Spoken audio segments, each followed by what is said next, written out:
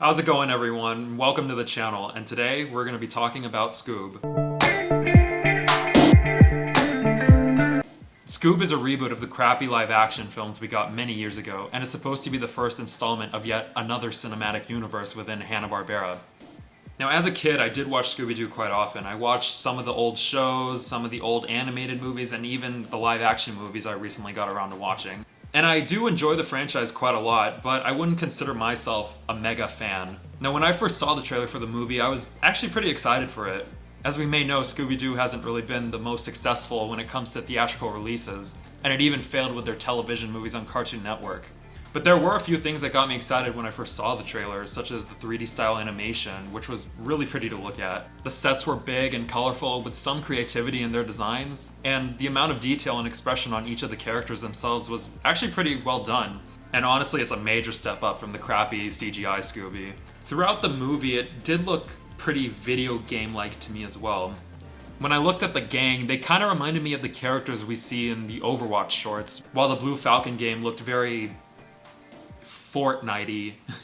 Honestly, I wouldn't be surprised if I saw Blue Falcon or Dee Dee Sykes end up in the game in the future. Blue Falcon even ends up dabbing in the movie, so I wouldn't be surprised if I saw him doing this in the game. I was also kind of taken in by the fact that Scooby seemed to be forming full-on sentences instead of his one-word lines. Rah! Scary! I don't know. I don't know if that was interesting to anyone else, but to me that kind of grabbed my attention. And to be quite honest, I actually did enjoy this film quite a lot. Now, as we know, the formula for Scooby Doo is quite simple. The gang travels to a spooky location, encounters a monster, try to figure out why it's around. It's a person pretending. Simple. However, the movie ended up completely ditching that formula and went a completely different route. Going into this movie, we see another origin of Shaggy and Scooby meeting each other for the first time, and I thought it was pretty cute and heartwarming, not gonna lie. We eventually get to see the two meet with the rest of the gang as kids and solve their first mystery together. And they say, hey, we should do this again sometime, commencing the mystery-solving adventures they go on for so many years. And I loved getting to see them recreate the old show's intro. That's a classic. The gang are looking for a bigger mystery to solve, however, after so many years of, doing the same old thing over and over. Shaggy and Scooby are eventually taken by the Blue Falcon to help him retrieve these dog skulls before Dick Dastardly in order to stop him from taking over the world. Along the journey, we find out that Scooby is a descendant of this dog species from the time of Alexander the Great, and that he is the key to unleashing Cerberus. I know that some fans were probably very upset at the fact that they completely ditched the old formula and went with something completely different, and I can understand if that's not what they were hoping for, but to be honest, this was actually kind of fun. Throughout the story, most of the jokes were actually pretty funny. What the live-action films were trying to do was be satirical towards everything within Scooby Doo, but they ended up losing that focus during the movie and ended up failing as a whole. And some of the satire done here was actually pretty funny, such as when Scooby-Doo tries to pronounce certain words. Everyone calls me Shaggy. Raggy. No, it's Shaggy. That's what I said. Raggy. Dick with a D. Rick with a D. Dick. Rick. There's even a joke on why Shaggy uses the word like so much, and they end up saying, oh yeah, this is probably how he thinks a teenage hippie sounds like. One of the other jokes I enjoyed was involving using a Scooby snack to distract Cerberus near the end of the movie, but Scooby ends up eating it like he always does. And Daphne pulls out a spare, which Scooby ultimately eats as well, and he ends up saying, I'm so weak. I also like how they kept true to the show's comedy. There's a scene where Shaggy and Scooby are running away from these little robots in a bowling alley, and they hide behind a counter and they start taking on the roles of waiters, and they start taking the orders of these robots, and they just follow along with it. That's pretty funny. It's little homages like that I enjoy seeing. And for a kid's film, there's actually a lot of adult humor that I didn't really see coming. For instance, they really try to hammer in the F-bomb jokes. The first one is where they're trying to escape Dick Dastardly, and Shaggy ends up saying to Blue Falcon, hey, pull out some F-bombs. Whoa, man, try to keep it PG. The F-bombs are the bombs that Blue Falcon uses, and I thought that joke was pretty funny. But a little later, Blue Falcon has a basket with magazines that said, no Falcon around, and just Falcon around. Maybe that's just me, but I found it funnier the first time. One thing that interested me is how they made the decision to put this whole story and universe in the real world. Right from the very start, they start playing California Love by Tupac, and Shaggy and Scooby even end up meeting on Venice Beach. There's even a cameo from Simon Cowell, and Shaggy and Scooby end up singing in front of him as if they were on the X Factor.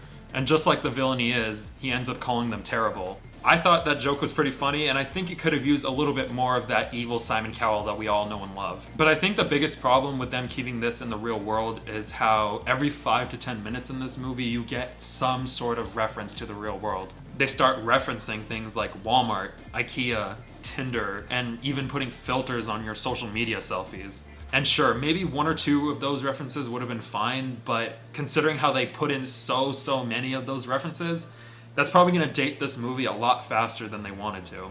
Another problem I had was with the gang themselves. For one, I know that many of the people have argued against the new casting for some of these characters that we know and love.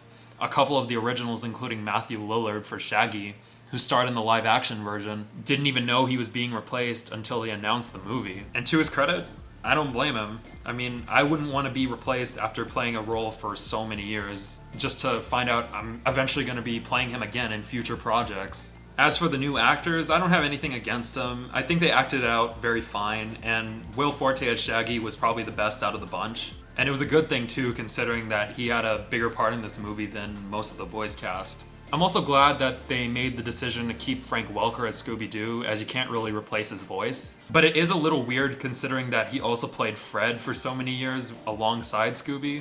But I don't know, I've come to accept the voice cast for what it is. But the biggest issue I had was the development for each of the characters, especially with Fred, who stood out the most. There's a point where Simon Cowell comes in acknowledging their roles. Fred, you're the tank, the muscle. Daphne is the people person. And Velma's got the smarts and technical savvy. But that's really all you get. And going back to Fred, who's supposed to be the leader of the group, Hi. Was it, too fast? he kind of came out as just bland with no personality to him, really. Where in the shows, he was often the one the gang looked up to in time of decision making and motivation, but that's all taken out here. Hell, they even have a weird running thing where he was romantically involved with a mystery machine, which kind of came out of nowhere. I mean, considering how this world works, they could have put it in a My Strange Addiction joke, and he probably would have gotten more development through that. But I think this kind of hinders the movie a little bit, considering that this is a reboot of the franchise, and we're supposed to be getting a fresh start to these characters again, and learning more about them.